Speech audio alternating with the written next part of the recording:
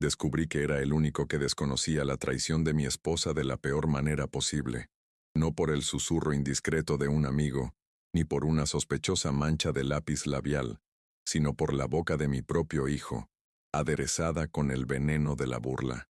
La revelación no llegó como un trueno, sino como el cruel zumbido de un insecto que solo se nota cuando está bajo la piel.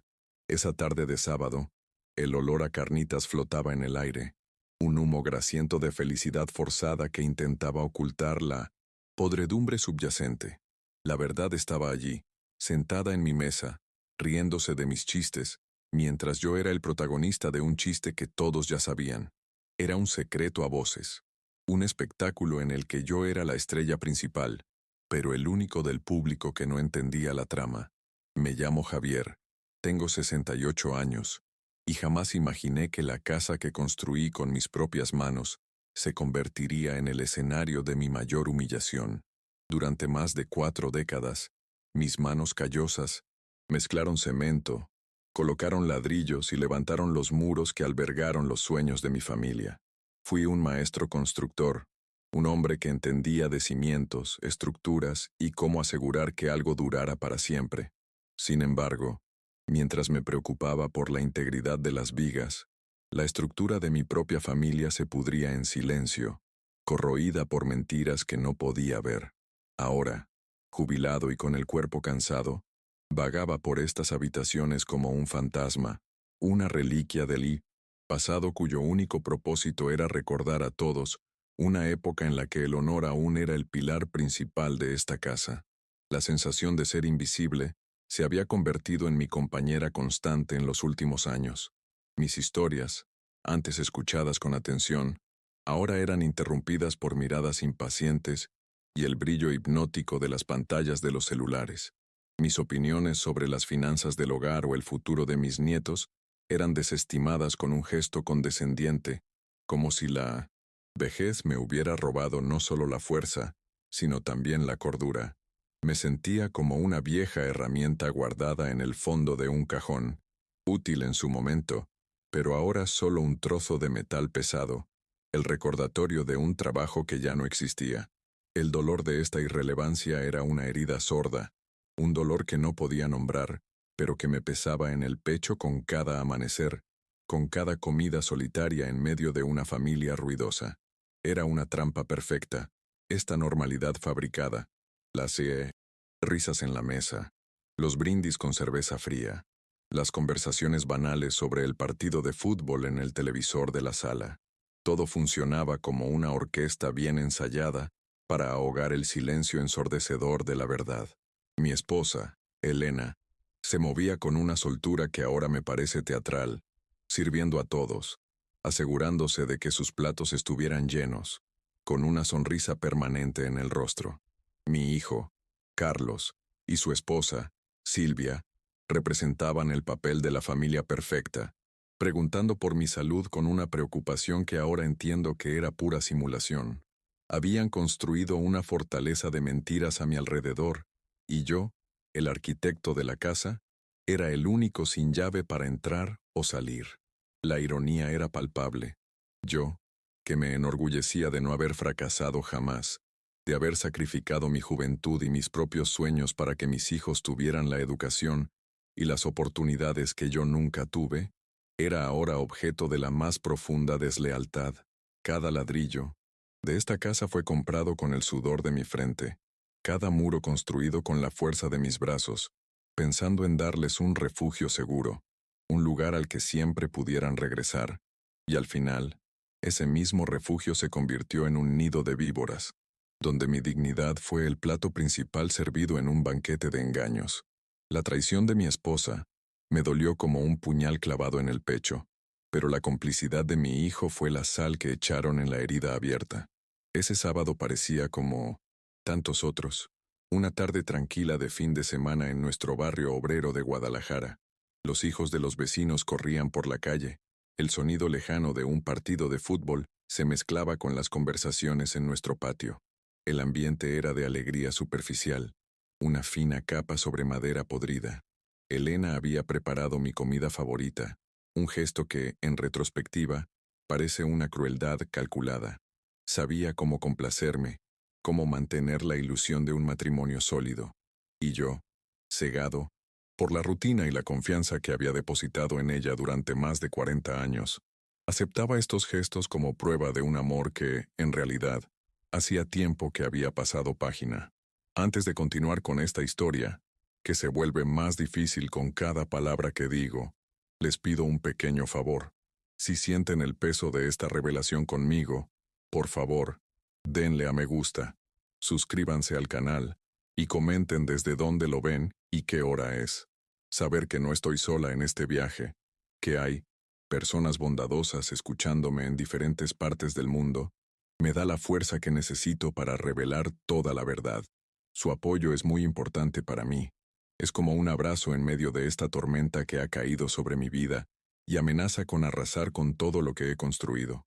Mi taller en el patio trasero siempre había sido mi santuario, una pequeña habitación llena de olor a madera, pulimento y trabajo honesto.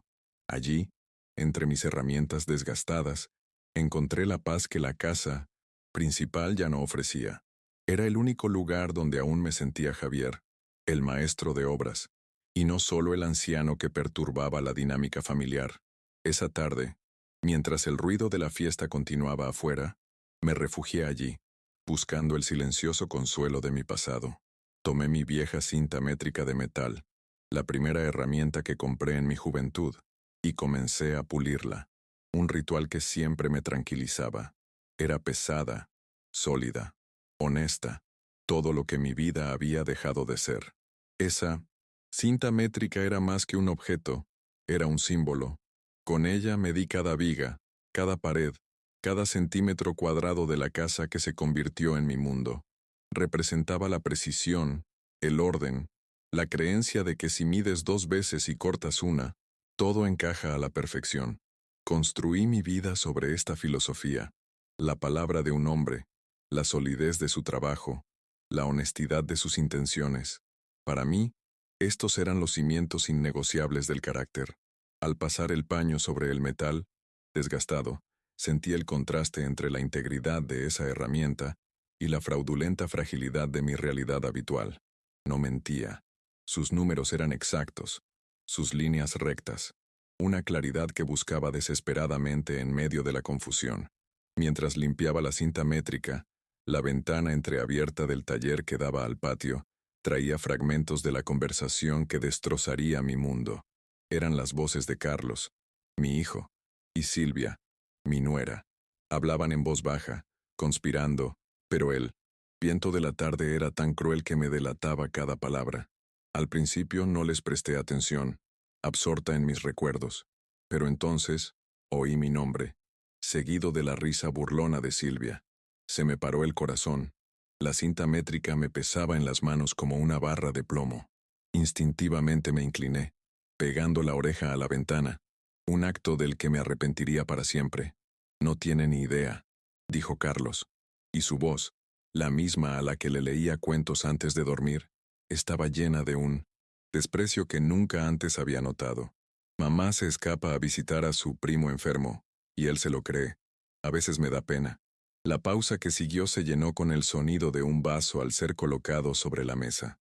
Contuve la respiración, con todo el cuerpo tenso, esperando, rezando por haberlo malinterpretado, porque fuera una broma pesada, cualquier cosa menos la cruda verdad que comenzaba a desplegarse en mi mente con aterradora claridad.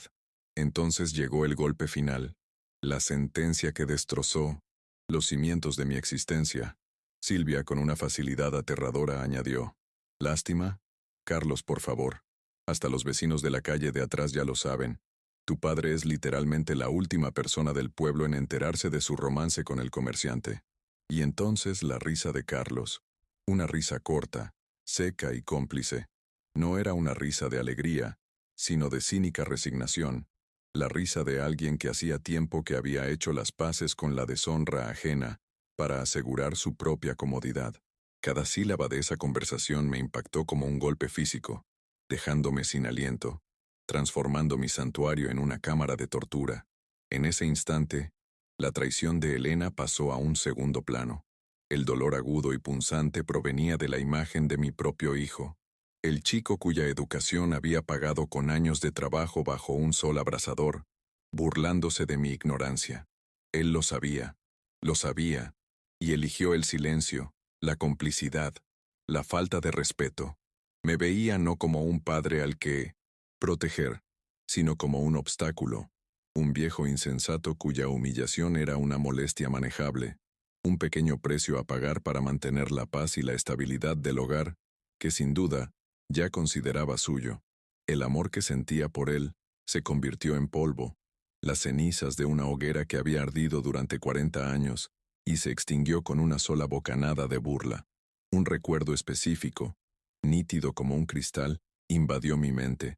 Recordé el día que vendí el pequeño terreno que heredé de mi padre, a las afueras del pueblo.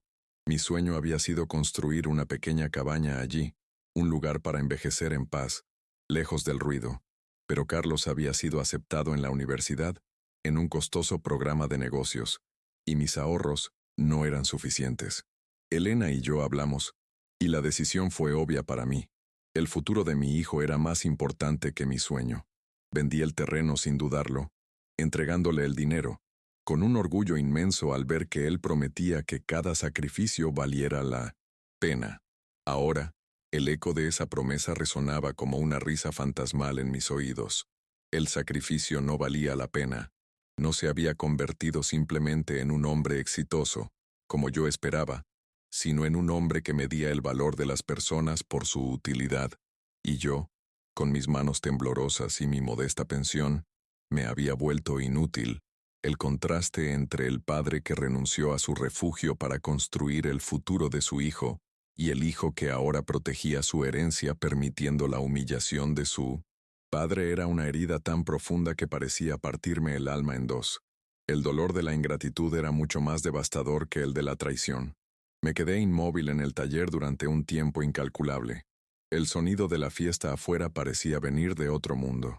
El metal de la cinta métrica estaba frío contra mi piel. Mis manos, las mismas que le habían enseñado a sostener un martillo, temblaban incontrolablemente. No sentía ira, todavía no. Lo que me consumía era un frío vacío, la sensación de haber sido completamente borrada, de que otros reescribieran mi historia como si fuera una tonta. Era la guardiana de un hogar que no existía, la protectora de un honor que ya había sido subastado, la última en enterarse. La frase resonaba en mi cabeza, cada palabra un clavo que se clavaba en el ataúd de mi antigua vida. Lentamente, con la rigidez de un hombre mucho mayor que mis 68 años, volví a colocar la cinta métrica en su sitio sobre la encimera. Respiré hondo. El olor a serrín y aceite me inundó los pulmones. Un último aliento de un mundo real y honesto. Necesitaba volver a la fiesta. Necesitaba enfrentarlos, sabiendo lo que ahora sabía. Era lo más difícil que había hecho en mi vida. Regresar a ese patio, a ese circo de mentiras, y sonreír. Sonreír mientras mi mundo entero se derrumbaba a mi alrededor. Al salir del taller y volver al césped del patio trasero, la luz de la tarde se sentía diferente, más intensa, revelando imperfecciones que nunca antes había notado. Las grietas en la pared, la pintura descolorida, todo parecía un reflejo de mi propio estado interior. Vi a Elena riéndose de algo que Silvia decía, y su risa, antes música para mis oídos, ahora sonaba estridente y falsa. Vi a Carlos ponerle la mano en el hombro, un gesto de complicidad que me revolvió el estómago. Eran actores de una obra de teatro, y yo acababa de leer el guión. La ignorancia era una dicha de la que me habían arrancado brutalmente. Si amas a Jesús y crees en el poder de la verdad y la justicia, te insto a suscribirte a nuestro canal para no perderte esta historia. Hay momentos en la vida en que somos puestos a prueba, en que nuestra fe se pone a prueba, y es en esos momentos que necesitamos unirnos. Tu suscripción es una señal de que me acompañas en esta lucha por la dignidad y de que crees que, al final, el bien siempre prevalece sobre el engaño. Únete a nuestra comunidad para seguir las próximas revelaciones y descubrir cómo la fuerza interior, bendecida por Dios, puede derribar los muros más altos de la mentira y la traición. Volví a sentarme a la mesa y tomé un trozo de carne del plato que Elena me había preparado. La comida me bajó como arena por la garganta. Los observé, estudiando cada gesto, cada mirada que intercambiaban. Fue como si me hubieran quitado un velo de los ojos. Vi cómo Carlos evitaba mi mirada, la tensión en los hombros de Elena cada vez que hablaba, la sonrisa forzada de Silvia, que no le llegaba a los ojos. No solo ocultaban una aventura, me controlaban activamente, me restringían, me trataban como a un niño o un loco que no podía aceptar la verdad. Su condescendencia fue casi tan dolorosa como la traición misma. El resto de la tarde se alargó en una tortura silenciosa. Respondía a sus preguntas con monosílabos. Mi silencio se hacía más denso a cada minuto, convirtiéndose en una presencia densa y palpable en la mesa. Percibieron el cambio. Vi la preocupación en sus rostros, pero era una preocupación egoísta. No les preocupaba yo, sino la posibilidad de que su secreto hubiera sido descubierto. Su miedo fue la primera pequeña victoria que sentí en medio de la devastación. Empezaron a moverse con incomodidad. Su alegría forzada se disipó, dando paso a una tensión que ni siquiera la música alta podía disimular. El poder, por primera vez en mucho tiempo, cambiaba de manos silenciosamente. Al caer la noche y al irse los invitados, los vecinos que probablemente lo sabían todo, la farsa finalmente terminó. La casa quedó en silencio, pero no era una quietud apacible. Era el silencio denso que precede a una tormenta. Nadie se atrevió a hablar de mi cambio de comportamiento. Limpiaron la cocina en silencio, cada uno absorto en sus propios pensamientos.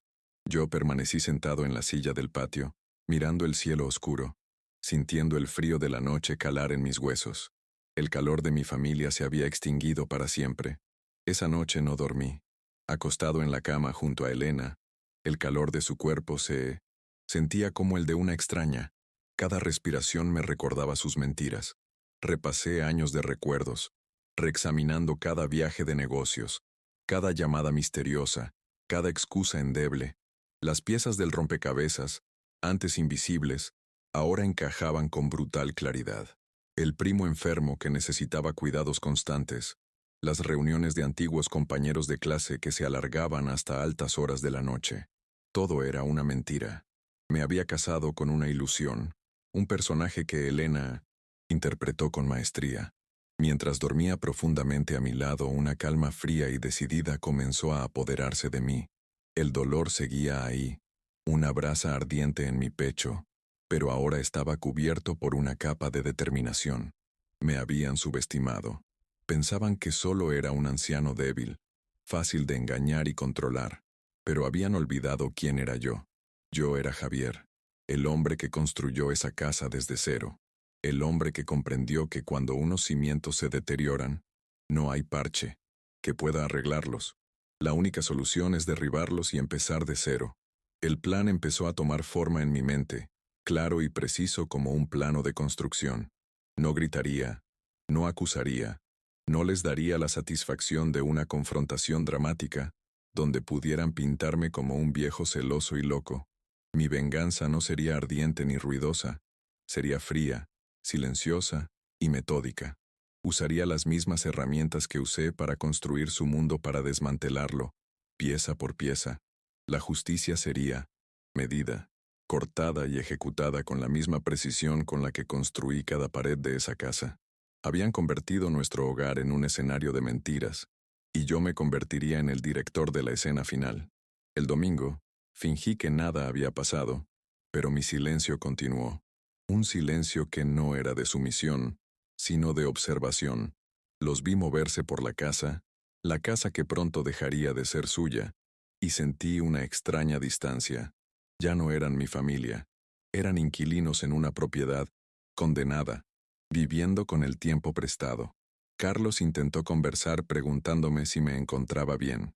Me quedé mirándolo, y en mis ojos, debió ver algo nuevo, algo que lo hizo retroceder.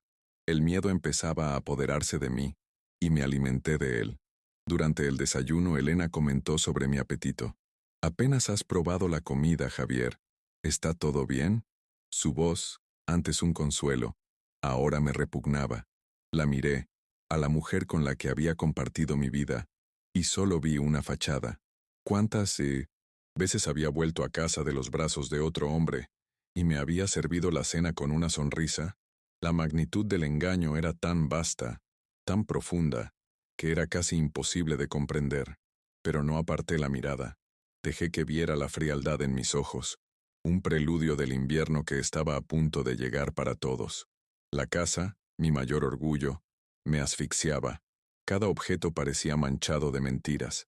El retrato de boda en la sala, las fotos de nuestros nietos en la estantería, el sofá donde nos sentábamos a ver la televisión. Todo formaba parte de la gran farsa de la familia feliz. Sentía una necesidad urgente de purificar el espacio, de erradicar la podredumbre. La idea de vender la casa, que al principio me había parecido drástica, se consolidaba como la única solución lógica. Era el único bien valioso que teníamos, el centro de su universo, y se lo iba a arrebatar.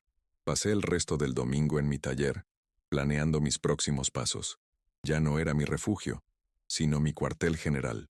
Examiné minuciosamente los documentos de la propiedad, las escrituras guardadas en una caja metálica, todo a mi nombre, construida en un terreno que había sido mío incluso antes de casarme.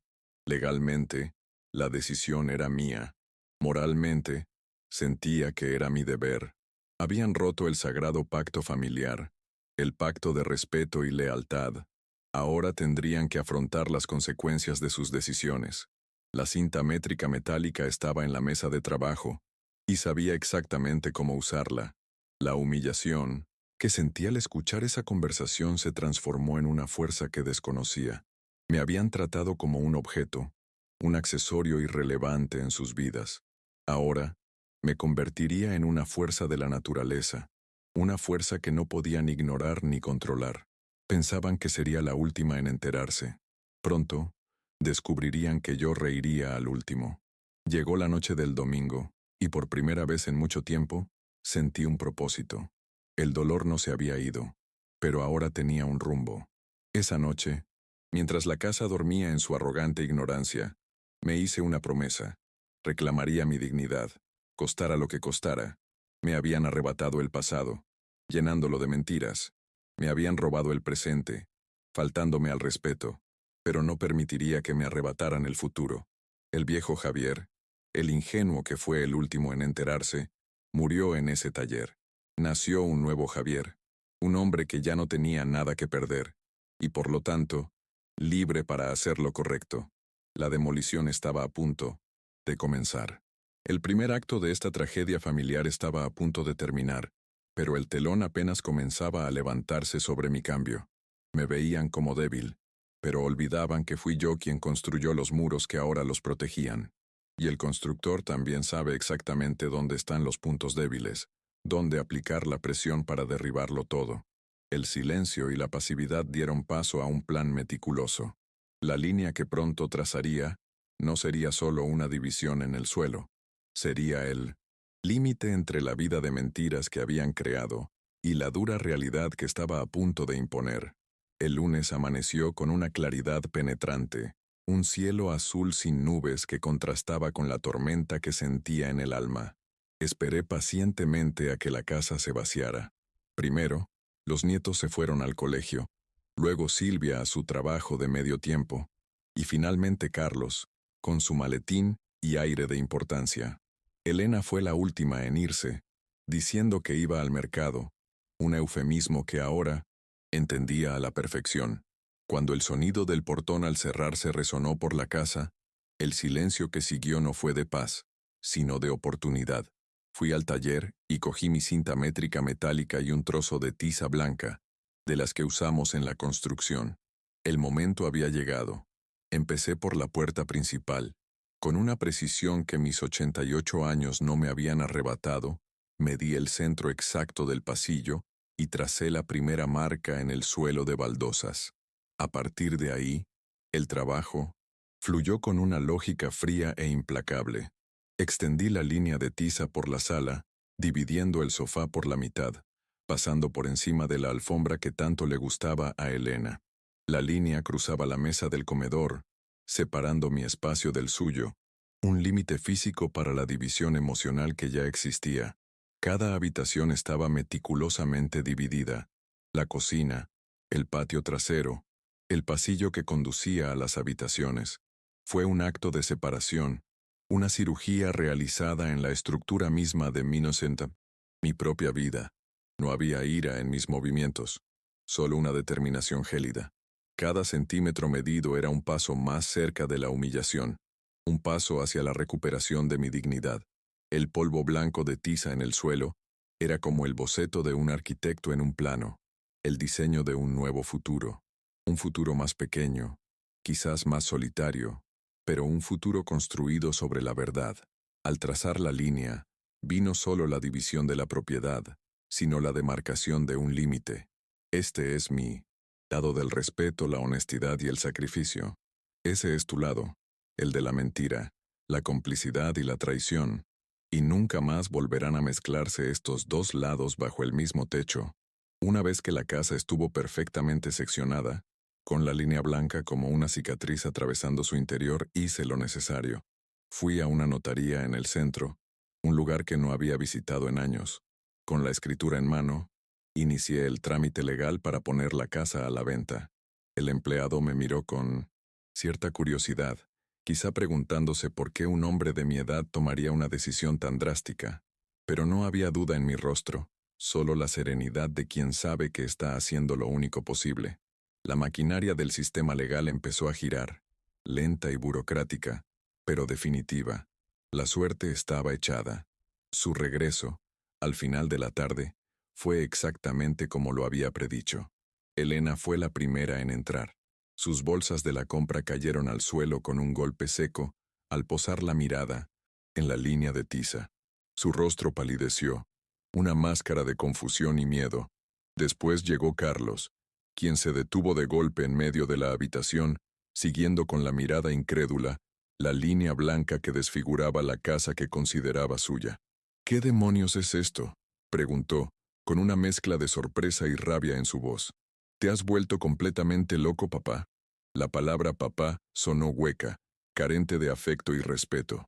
Me senté en mi silla, a mi lado de la línea, esperándolos. Mantuve la calma, con la voz firme e imperturbable. No me he vuelto loco, Carlos. Al contrario, nunca he estado tan lúcido en mi vida, respondí, mirándolo directamente a los ojos. Solo estoy evaluando el daño que has causado. Me puse de pie y caminé hacia el centro de la habitación, con un pie a cada lado de la línea de tiza. Esta casa está en venta. El agente inmobiliario vendrá mañana. Elena, le dije, girándome hacia ella, tendrás derecho a tu mitad, como dicta la ley. Yo tomaré la mía y seguiré mi camino. Y tú, dije mirando a Carlos y Silvia, tendrás que buscar otro lugar donde vivir. La reacción fue una explosión de furia y victimización. Elena rompió a llorar, acusándome de ser un monstruo, de querer dejarla en la calle después de 40 años de matrimonio. ¿Cómo puedes hacer esto, Javier?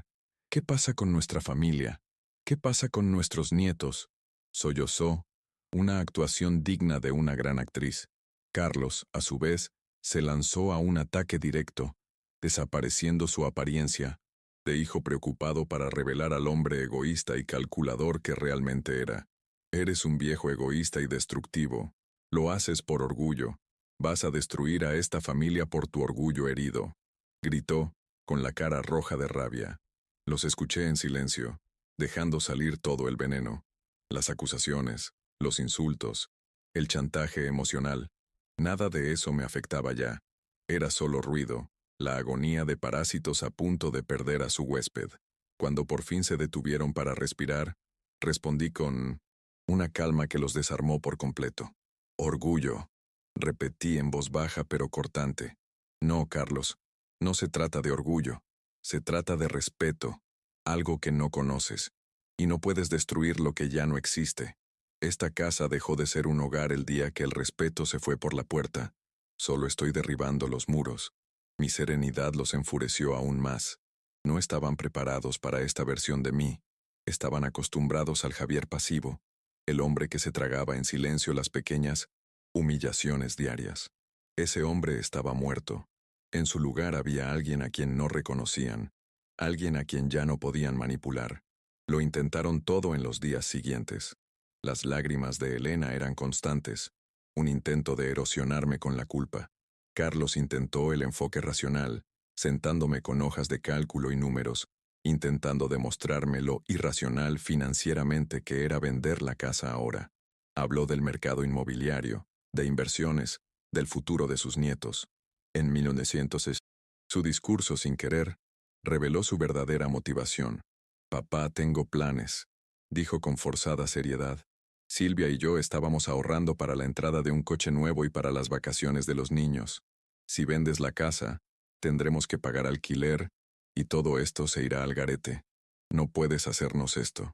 La confesión fue tan descarada, tan egocéntrica, que casi me río. No le preocupaba la familia, le preocupaba su estilo de vida, financiado en parte por mi modesta pensión y la ausencia de alquiler. La casa no era un hogar para él, era un activo financiero, una base de operaciones para sus ambiciones materiales.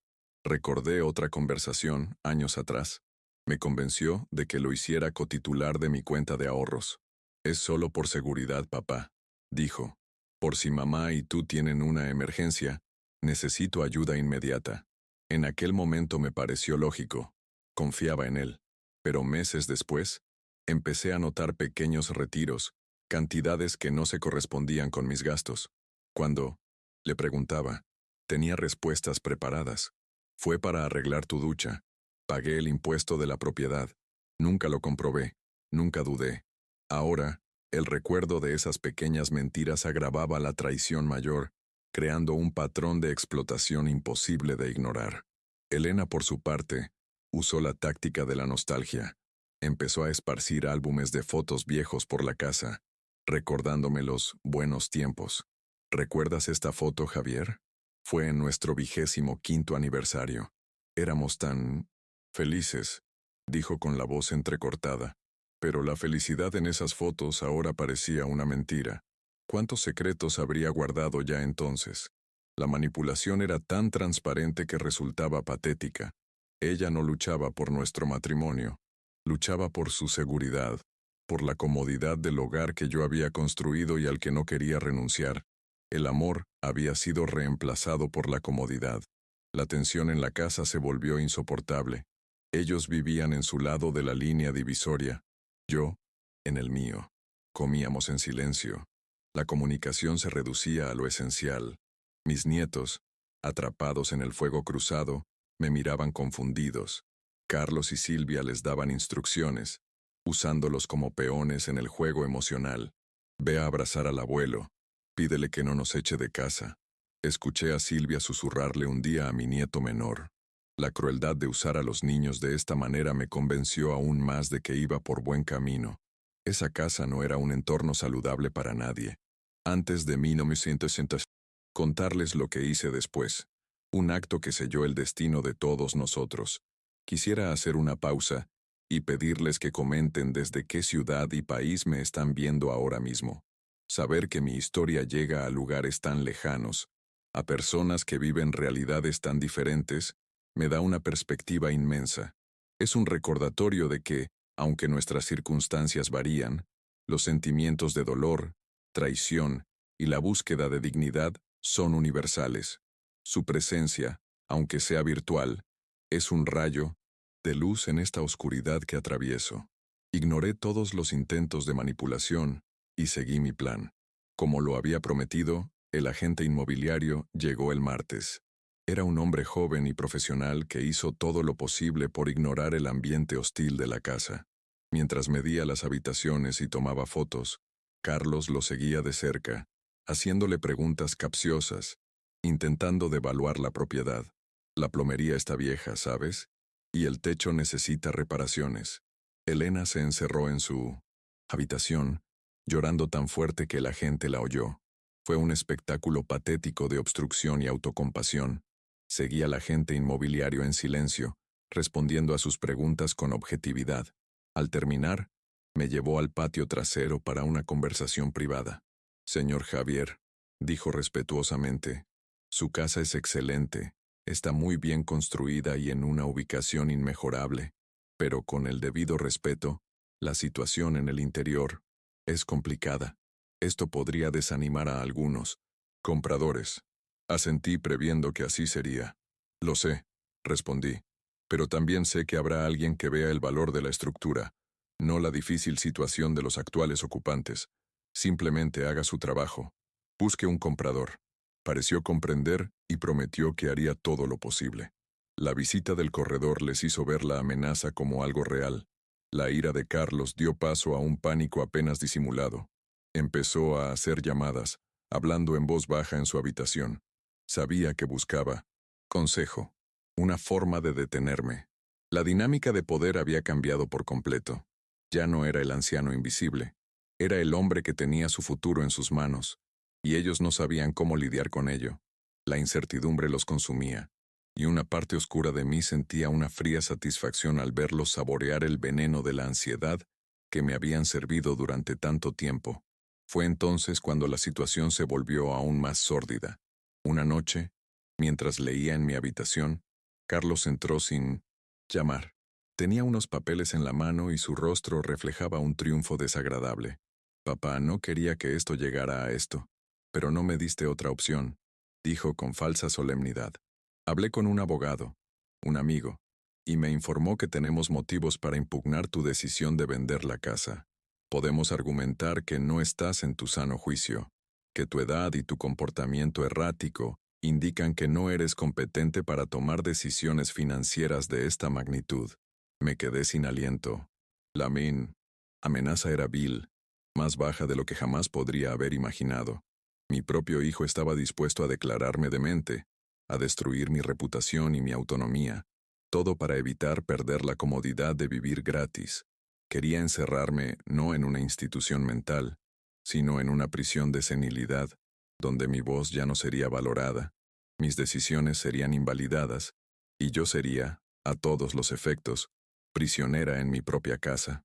La traición de Elena, la burla de Carlos, todo palidecía en comparación con la abyecta crueldad de esa amenaza. Lo miré fijamente, con los papeles en su mano temblando ligeramente.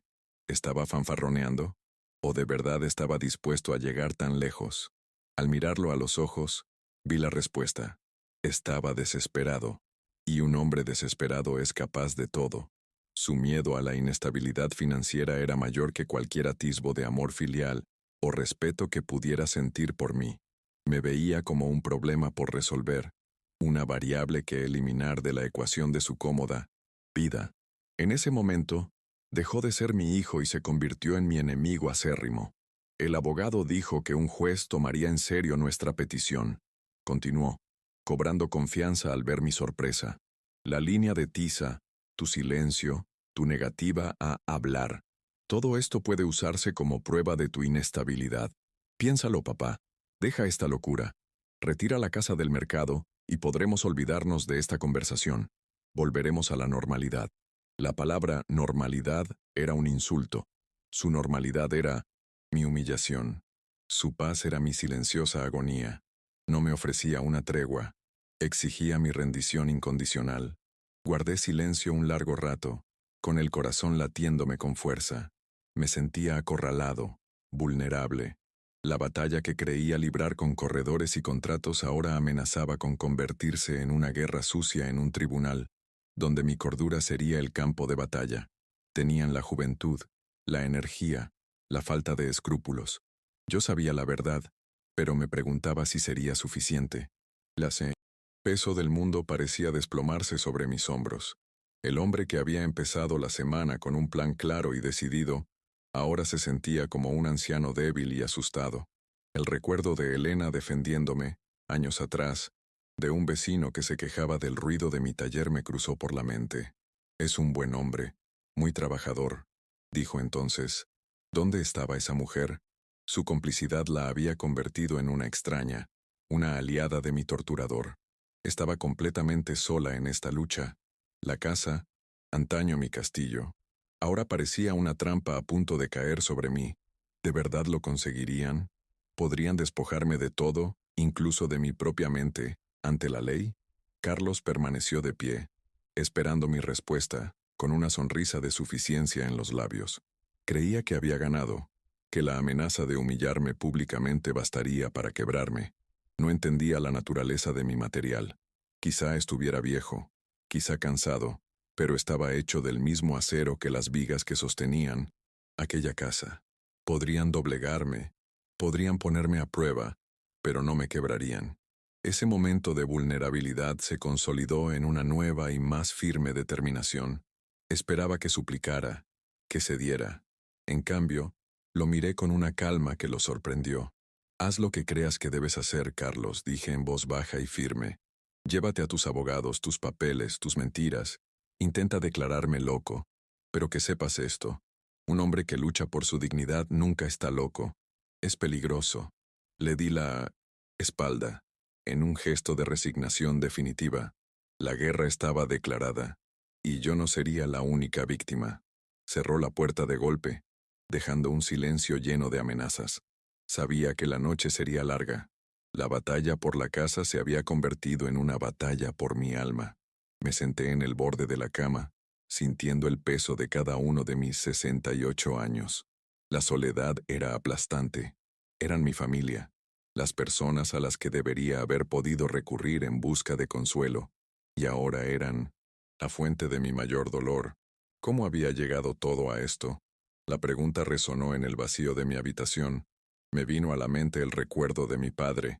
Era un hombre sencillo, carpintero, que siempre me decía, Javier, a un hombre no se le mide por las veces que cae, sino por las veces que se levanta.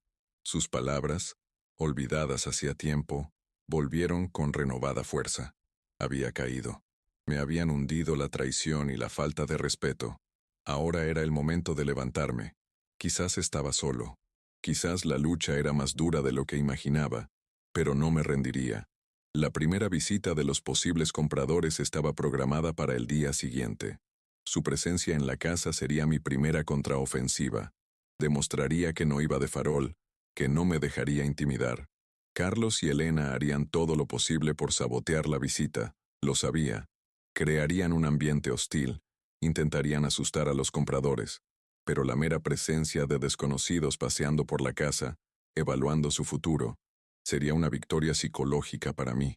Sería la comprensión de sus pérdidas. La amenaza de Carlos, aunque aterradora, también me dio claridad. Había revelado todo su arsenal. No había más sorpresas. Ahora conocía la profundidad de su crueldad y el alcance de su desesperación. Y esto me daba una ventaja.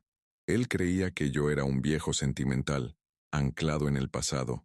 No se daba cuenta de que ya lo había dejado todo menos una cosa, mi derecho a vivir el resto de mis días en paz y dignidad, y por eso lucharía con todas mis fuerzas. Cogí el teléfono y busqué el número de un viejo amigo, uno al que no veía desde hacía años, pero que trabajaba en el sector inmobiliario. Necesitaba consejo, alguien que me apoyara, pero dudé. Revelar la inmundicia de mi familia era un paso que aún no estaba listo para dar. La vergüenza seguía siendo mi compañera constante. Decidí que, por ahora, afrontaría esto solo.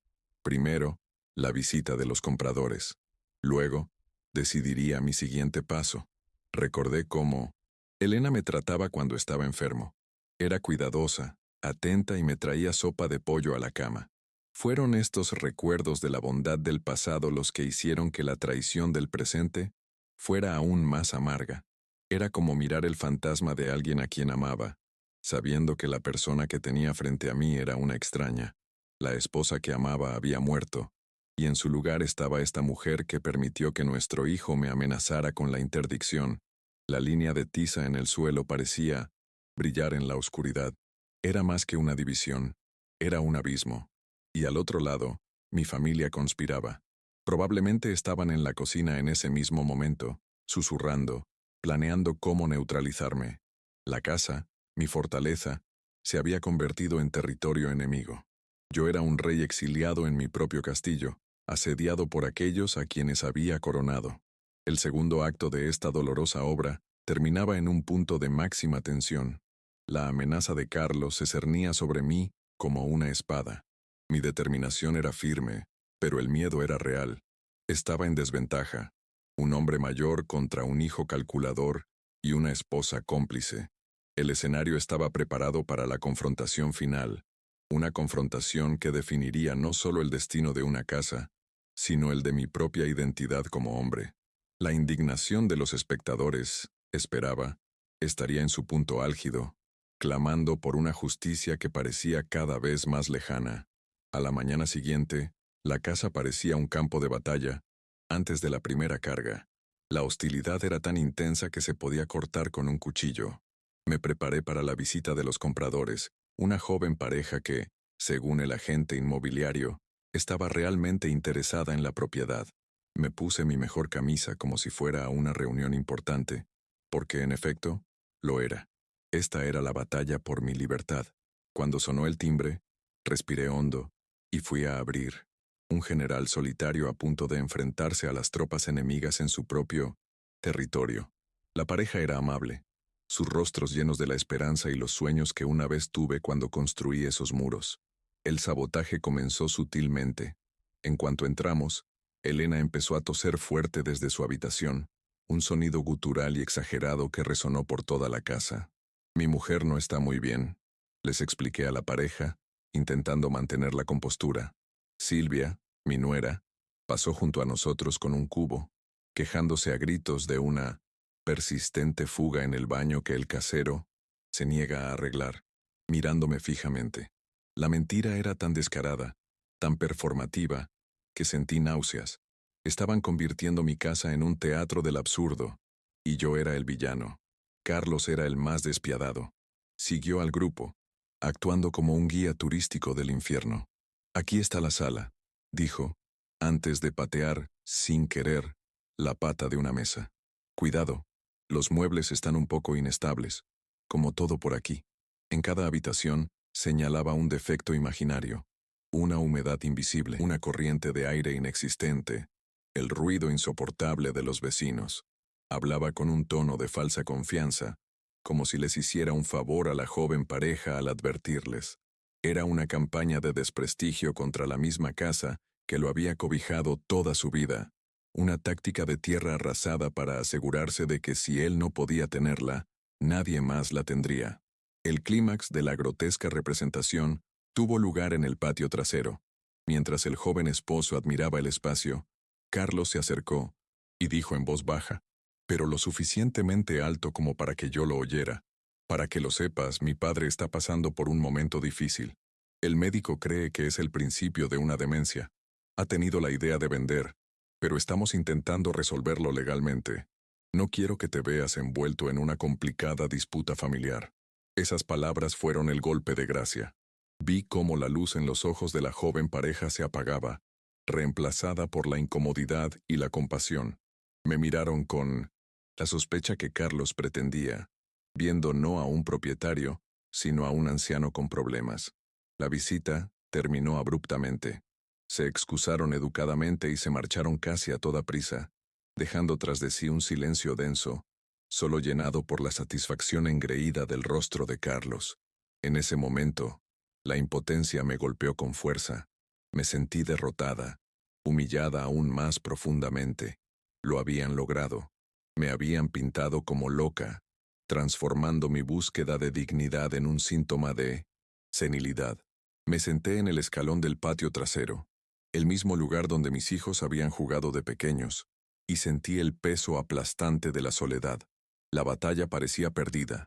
Fue entonces, en medio de mi desesperación, que recordé a la señora Isabel, mi vecina de al lado, una viuda de 80 años que, unos años antes, había pasado por una situación terrible con sus propios hijos, quienes habían intentado arrebatarle su pensión.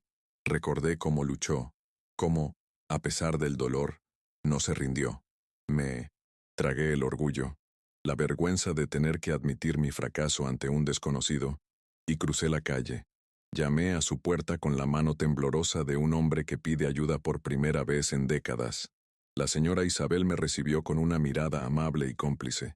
Escuchó pacientemente sin interrumpirme, mientras le contaba toda la historia, con las palabras fluyendo en un torrente de dolor y frustración.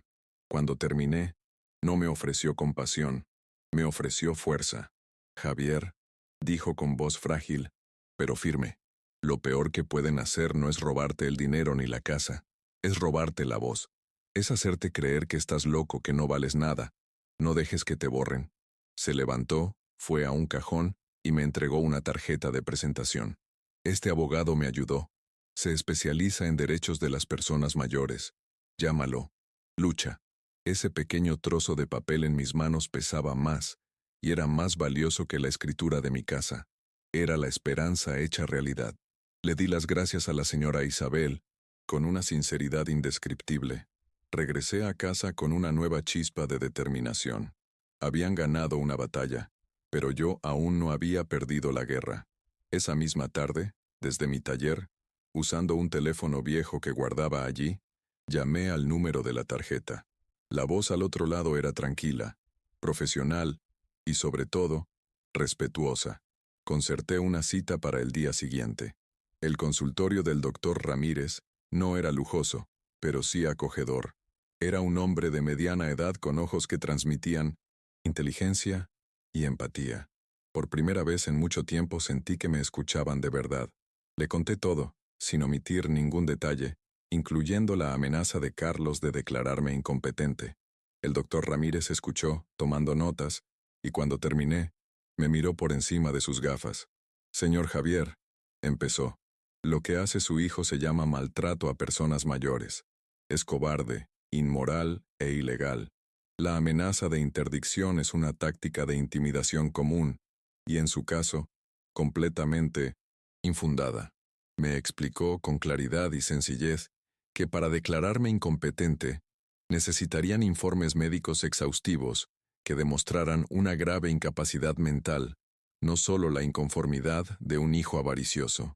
Su deseo de vender la casa, lejos de ser un signo de inestabilidad, es una decisión perfectamente racional de un hombre que busca proteger su patrimonio y bienestar, afirmó.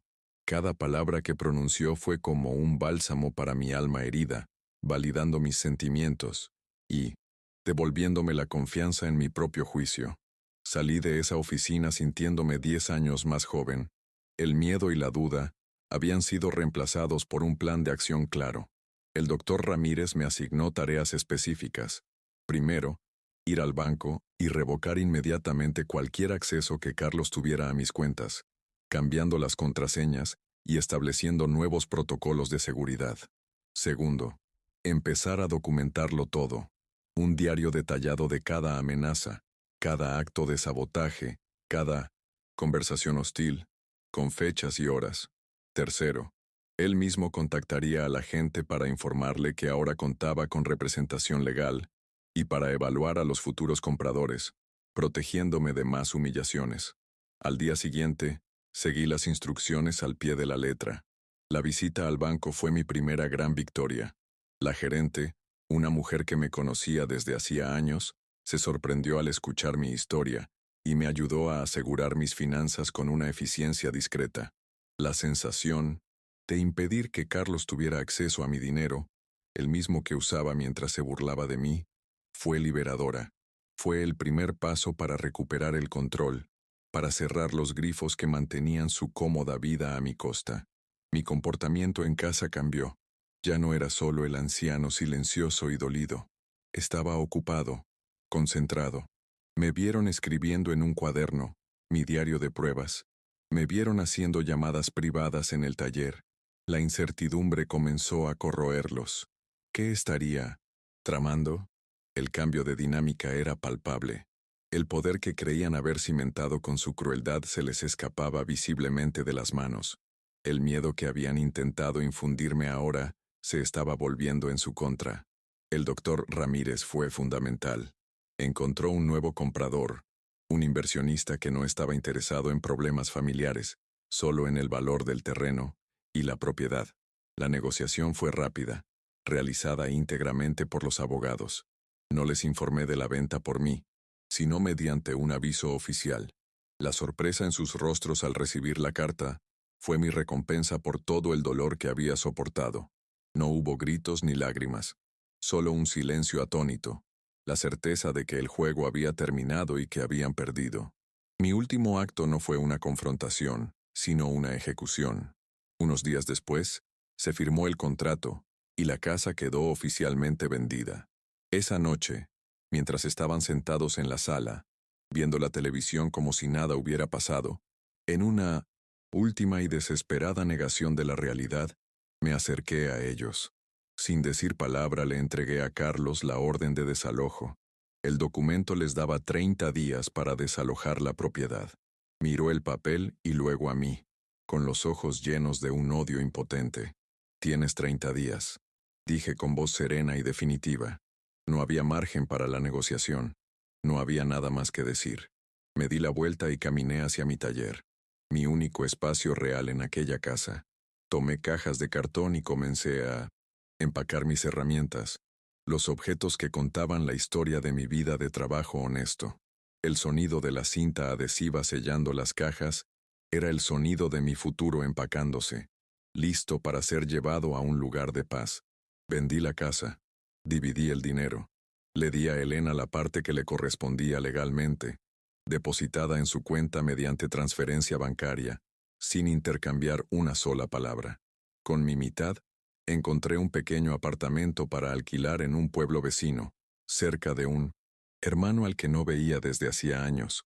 No era una mansión, no era un nuevo comienzo glamuroso, era simplemente un lugar tranquilo, un lugar donde no había que exigir respeto, pues era la base de todo. En los últimos días antes de la mudanza, la casa era un lugar de desconocidos. Empacaron sus cosas en un silencio resentido. Yo empaqué las mías en un silencio apacible. No nos despedimos. Mientras el camión de mudanzas se llevaba mis pocas pertenencias, eché un último vistazo a la casa que había construido. No sentí tristeza, solo el alivio de un prisionero liberado. No había destruido una familia. Simplemente había revelado la verdad sobre una estructura que ya estaba en ruinas. Mi nuevo apartamento es sencillo. Tiene un pequeño balcón donde brilla el sol por la mañana.